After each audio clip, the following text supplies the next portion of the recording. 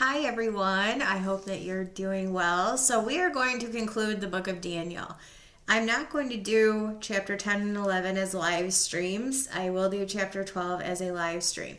The reason for this is Daniel 10 is very brief and it sets the stage for Daniel 11 and 12. Now in a previous video I had said I want to do them all together. However, the reason I'm not going to do them all together is thus. Daniel 11, I am going to do one of those screencast screenshots because as I go through the chapter, I do have a graphic, which is available on academia.edu. I did put it together as reference material going through the book of Daniel, which explains the beasts, Nebuchadnezzar's statue, the four kingdoms, the beast, the ram, the goat. There's a whole bunch of imagery that's explained because it all intersects. And Daniel 11 is on there from top to bottom and who relates to what and what kingdoms regarding the imagery and all of that. So I want to do a screencast screen share for Daniel 11 to walk you through that if you have not had an opportunity to review it so that we can look at it as we go. And the only way that I'm going to be able to do that is if I don't make it a live stream. So in this video, we're going to set the stage. And then in the next video, I'm going to do that screen share and take you through the graphic. Again, it is linked below. All of my work is linked below on academia.edu. And that is no exception. It's interesting. And so I wanted to put that together because I know the book of Daniel can be confusing. In this chapter, what we're going to see is the embodiment of what Paul tells us in Ephesians 6. For we wrestle not against flesh and blood, but against principalities, against powers, against rulers of the darkness of this world, against spiritual wickedness in high places. And I want you to key into a phrase, we wrestle not against flesh and blood, but against principalities. Principalities. We're going to be introduced to princes. We've already started to be introduced to princes in this book. Specifically, in chapter 9, I'm referring to the Messiah the Prince, capital P, Messiah the Prince, capital M, and capital P, Messiah the Prince, and the people of the Prince that shall come, talking about the one who comes in the place of Christ, the rider on the white horse in Revelation 6. They both refer to as princes. Now, part of the reason for that is in Ezekiel. In Ezekiel's end times vision, which is supposed to be relating to the kingdom, naturally, if you have one who comes earlier than that in the place of Christ, he's going to be doing the same things that Christ is prophesied to do in the kingdom. Israel believing themselves to be in a time period they are not in, doing things that don't belong to that time period. And when you read Ezekiel 44 and 45 and perhaps 46, you will learn the prince's part is to do certain things. Why would that be? This is the reason why Daniel refers to the Messiah, the Prince, and the Prince that shall come. The one who comes in the place of Christ as a prince, because there is a prince's part. This is also part of what I will be discussing in chapter 11 between Prince Lawful and King Lawless. In fact, I might do another video as kind of a segue off of Daniel 11, and I will do a live stream with that so that we can see what the differences are. Help us understand that Revelation 6's rider on the white horse and Revelation 13's beast are not the same. This is going to come front and center as we go through Daniel 11. I will explain that in more detail because I know that that may cause confusion for some people. I have discussed it before. I will discuss it again. However, the thing I want to key us into right now is this principalities. Because we're going to be introduced to three other princes. In fact, we have revelation that, we have imagery that is in part taken from the book of Daniel in Revelation regarding an angel of the Lord. One who is wrestling with the king of Persia, the prince of Persia. Michael comes to assist. Why?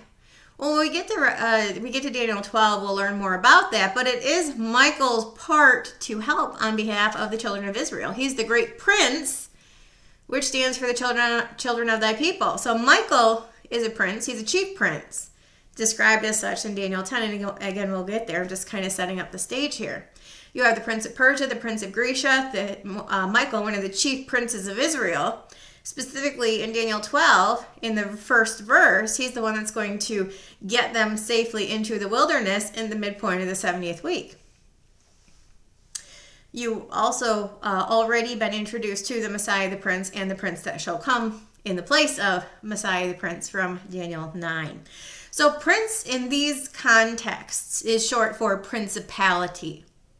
Michael is assisting not because he must, but because it is his station as the chief prince or the head prince, the great prince, which stands for the children of Israel, to assist on behalf of Israel.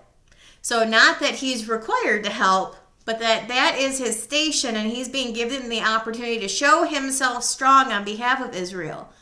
Because when he's required to again, it will be midpoint of the 70th week, and that will fall on his shoulders. So you're seeing a preview of it in Daniel 10 regarding kingdoms of old.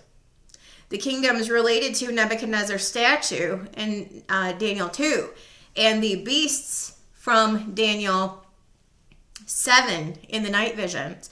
This is the transition between the second and the third kingdoms and the second and the third beast, which is in the statue, the chest and arms of silver representing the Medo-Persian Empire, to the belly and thighs of brass, which represents the Greek Empire. It's also in the night visions described as the transition between the bear, who represents the Medo-Persian Empire, and the leopard with the 4 heads, which represents the Greek Empire. We went through this when we went through chapter 8 also, because the 4 heads of the leopard are in imagery also in Daniel 8. So what you're seeing here is references to Persia and Grecia, because they are in the reign of the Medo-Persians at the time that Daniel is receiving his vision.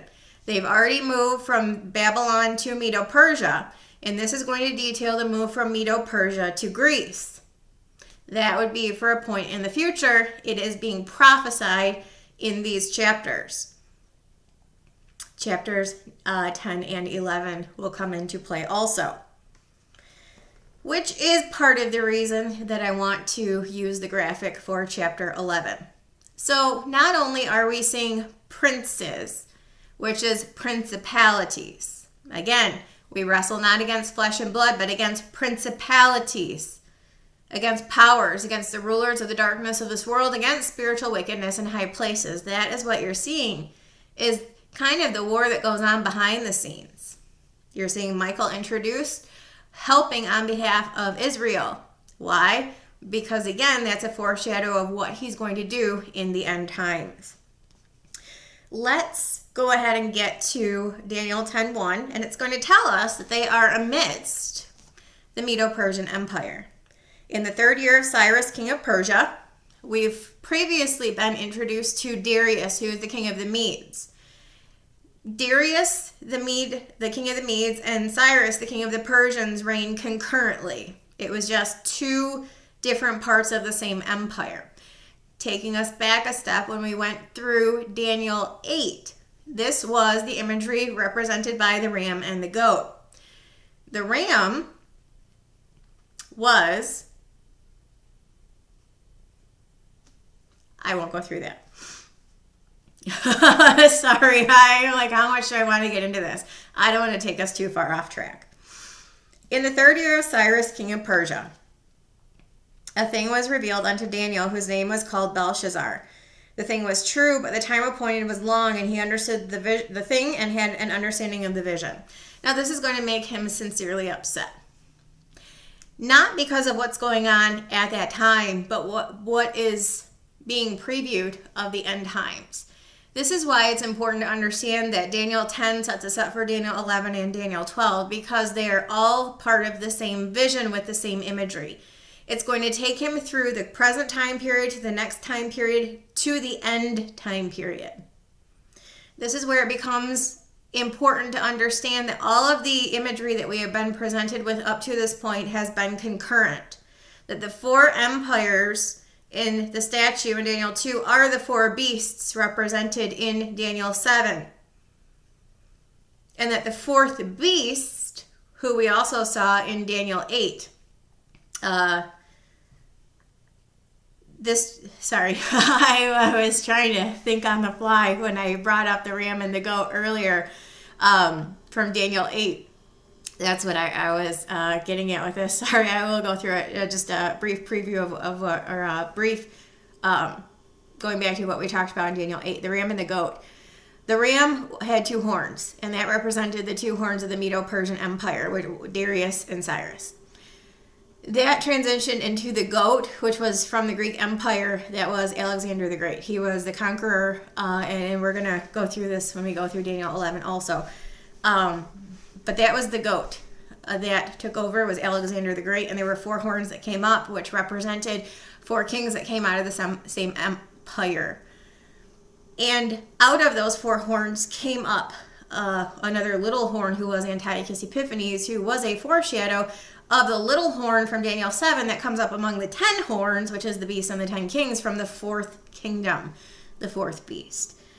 So we have already previewed a transition from Medo-Persia to Greece into the foreshadow from Greece that represented the 4th beast, who will come in the future, that we will not be around for. We're going to see that same stuff presented in Daniel 11, where it starts in one, it moves to another, and it foreshadows the final.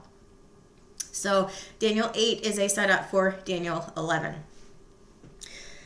I'm trying to make sure I cover all my bases, and for those of you who haven't been following along, to make sure that you're kind of up to speed on what Daniel's talking about.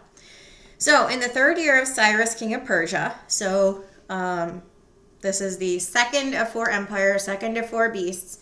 And between the ram and the goat, it is the ram with 2 horns, Medo-Persian Empire, that transitions into the goat, Greek Empire.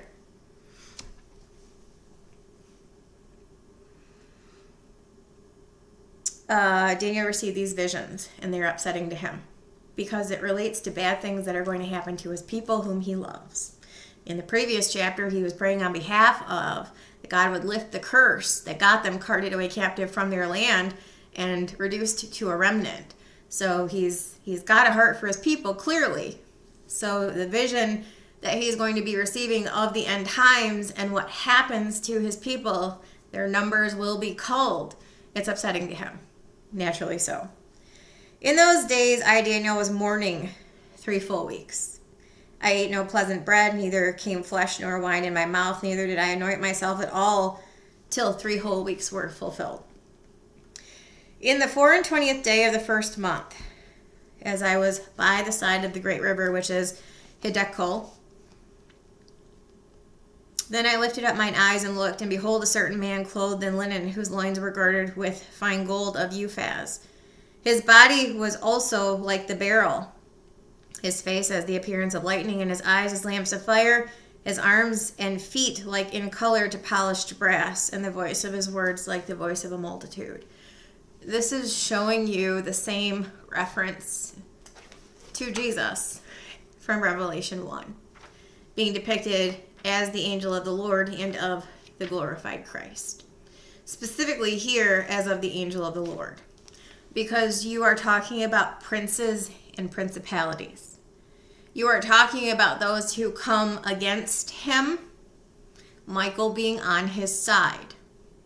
The prince of Persia against him, the prince of Grecia against him, the great prince of Israel stands with him. We know that this is Jesus because it talks about how we already learned that one of the princes is going to magnify himself against the prince of the host, and ultimately the 4th beast will magnify himself against the prince of princes and shall be broken without hand. We learn that in Daniel 8. We will learn the same thing in Daniel 11. Like I said, this is setting up for the next 2 chapters. So you're going to see repetitious imagery. This Revelation 1. I want you to just take a gander or just read these side by side. Daniel 10, 5 and 6 and Revelation 1:12. I turned to see the voice that spake with me. Being turned, I saw 7 golden candlesticks. we'll get to the voice of many waters, the voice of a multitude in just a second. 7 golden candlesticks. In the midst of the 7 golden candlesticks, one like unto the Son of Man, clothed with a garment down to the foot, and girt about the paps with a golden girdle. What are we first told in Daniel 10:5? I looked at mine eyes, behold, a certain man clothed in linen, whose loins were girded with fine gold, golden girdle. His head and his hairs were white like wool, as white as snow. His eyes were as a flame of fire. His body was like the beryl, his face the appearance of lightning, his eyes as lamps of fire. His feet like unto fine brass, as if they burned in a furnace. His voice as the sound of many waters. Many waters is the sound of a multitude. His eyes as lamps of fire, his arms and feet like in color to polished brass, the voice of his words like the voice of a multitude. So who you're seeing in Daniel 10, who's actually giving him the vision of the end times, is none other than who is also being depicted to John in Revelation 1. This is interesting. Let's continue on. And I, Daniel, alone saw the vision. For the men that were with me saw not the vision, but a great quaking fell upon them, so that they fled to hide themselves. This is interesting also, because when you take this into the book of Acts, Saul was not alone on the road to Damascus, but he was the only one who saw the blinding light and heard the voice and was converted on the road. None of the other ones did. Therefore I was left alone, and I saw this great vision, and there remained no strength in me, for my comeliness was turned in me into corruption, and I retained no strength. Yet heard I the voice of his words, and when I heard the voice of his words, then I was in a deep sleep on my face, and my face toward the ground. Behold, an hand touched me, which set me upon my knees and upon the palms of my hands. He said unto me, O Daniel, a man greatly beloved, understand the words that I speak unto thee, and stand upright. For unto thee am I now sent. When he had spoken this word unto me, I stood trembling. Then said he unto me, Fear not, Daniel, for from the first day that thou didst set thine heart to understand, and to chasten thyself before thy God, thy words were heard. I am come for thy words. But remember, 3 weeks. 3 weeks he was praying and mourning. So from the first day, he was heard. Because who hears prayers? God. But the prince of the kingdom of Persia withstood me 21 days. So from that time period, he met resistance. Lo, Michael, one of the chief princes, came to help me, and I remained there with the kings of Persia. So this is where we're introduced to Michael, who, again, in Daniel 12, we will learn he's the great prince which stands for the children of Israel. So it's not that help was needed, it's that Daniel was in a period of mourning. He could have come sooner, he didn't. The reasons for that, maybe we can ask when we get there. Ultimately, Michael came to help, because that is Michael's job, is to help the children of Israel. At that point, and again, in the future, this is a foreshadow of Michael's job in the future to help Israel on a much larger and more important scale. Now I am come to make thee understand what shall befall thy people in the latter days. And this is specifically going to move us from that point all the way through the 70th week, where the fourth kingdom arises, who will magnify himself against the prince of princes, and shall be broken without hand. For yet the vision is for many days. So what we're working to is understanding what shall befall Israel in the last days regarding the last of the kingdoms and beasts that pertain to that time period. When he had spoken such words unto me, I set my face toward the ground, and I became dumb. Behold, one like the similitude of the sons of men touched my lips. Then I opened my mouth and spake, and said unto him that stood before me, O my Lord, by the vision my sorrows are turned upon me, and I have retained no strength. For how can the servant of this my Lord talk with this my Lord? For as for me, straightway there remained no strength in me, neither is there breath left in me. Then there came again and touched me one like the appearance of a man, and he strengthened me. Because what is the job of angels to do? which is probably why Jesus is being portrayed as an angel here, the angel of the Lord, not an angel, the angel of the Lord. Let us not confuse the two. But why? Because he is ministering to Daniel. As the angel of the Lord, he is ministering to Daniel. Again, not an angel, a specific angel with a specific station. Ministering spirits sent forth to minister to them who shall be the heirs of salvation. Hebrews 1, last verse. There came again and touched me one like the appearance of a man, and he strengthened me, and said, O man greatly beloved, fear not. Peace be unto thee. Be strong, yea, be strong. And when he had spoken unto me, I was strengthened. And said, Let my Lord speak, for thou hast strengthened me. Then said he, Knowest thou wherefore I am come unto thee? Now will I return to fight with the prince of Persia. When I am gone forth, lo, the prince of Grecia shall come. But I will show thee that which is noted in the scripture of truth. And there is none that holdeth with me in these things but Michael your prince. So I wanted to draw people's attention to the fact that we're talking about principalities here. Not just general people. We're talking about principalities here. And Michael is being introduced as the great prince, which stands for the children of thy people, which is why he assisted an angel that needed no assistance. But you're talking about principalities. Prince of Persia, Prince of Grecia, the Prince of Princes, and Michael the great prince. Why is that important? Well, let us move into Daniel 11. I'm going to cut this video here. We're going to move into Daniel 11. I'm going to do a screen share of what Daniel 11 is about so we can walk through it and we can see the transition from Medo-Persia to Greece to the fourth beast. And it'll be interesting where we pick that up because Daniel 12 will dovetail off of that.